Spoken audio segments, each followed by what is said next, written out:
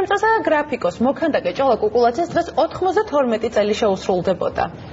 მხატვრის დაბადების დღესთან დაკავშირებით პარლამენტის ეროვნული ბიბლიოთეკის საგამოფენო დარბაზში ჭოლა კუკულაძის ნამუშევრების გამოფენა და ალბომის პრეზენტაცია მოეწყო. ჩვენი ჟურნალისტი სოფო ჯანდიერი იმყოფებოდა გამოფენაზე და ის თავისი სიუჟეტიდან გიამბობს თუ რა ხდებოდა ამ გამოფენაზე.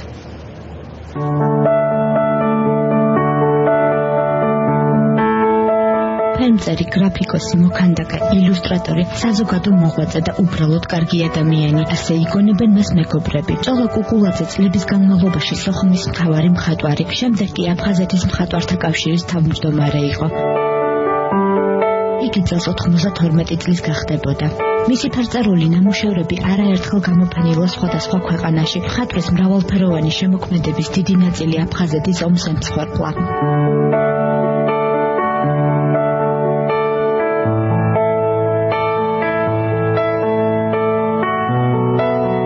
მქონდა ბედნიერება ბატონი ჭოლა გამეცნო, როდესაც მე ვიყავი სადღაც დაახლოებით 23 წლის.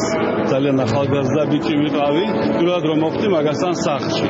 თუ გახსოვთ, თქვენთან მოხდა თვითმფრინავის გატაცება და ამ თემაზე მაგი ამზადებდა ნახat. ადამიანი იყო არაჩვეულებრივი, ძალიან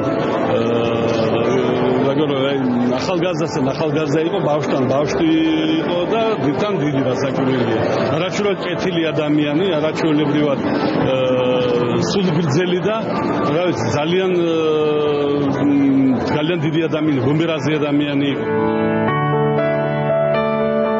აფხაზეთის განათლებისა და კულტურის სამინისტროს მხარდაჭერით ჭოლა კუკულაძის ხსოვნისადმი მიძღვნილი საღამო გაიმართა. ასევე მოეწყო მისი ნამუშევრების ალბომის პრეზენტაცია.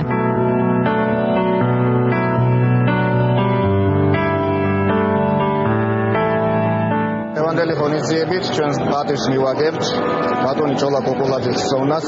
ბატონი ჭოლა გახლდათ აფხაზეთის ინტელიგენციის თვალსაჩინო წარმომადგენელი.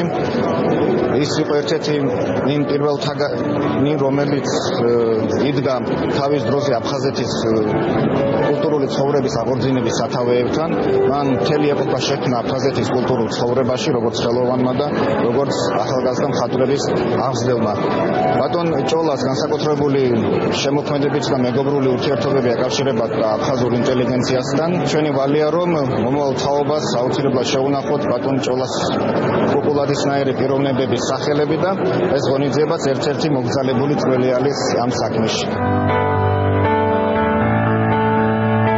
ჭოლა კუკულაძე თეატრის მხატვარიც იყო. მისი ილუსტრაციები ბევრ წიგნს ამშვენებს. მისი შემოქმედების ნაწილი დაცულია მოსკოვის, მინსკის, პეტერბურგის, შვეიცარიისა და გერმანიის კერძო კოლექციებში. ამჟამად ორი ფერწერული ტილო საქართველოს ეროვნული მუზეუმის გალერეის ფერწერის ფონდში ინახება.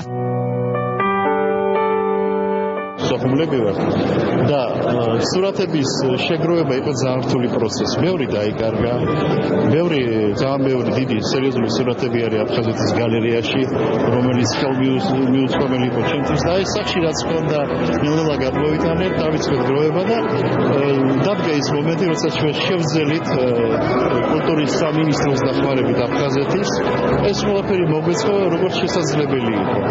იმიტომ რომ მამას 8 წელი არ უნდა დაკარგულიყო, ეს იყო საკმაოდ სერიოზული ხელოვანი, რომელიც მუშაობდა სხვადასხვა ჟანრებში.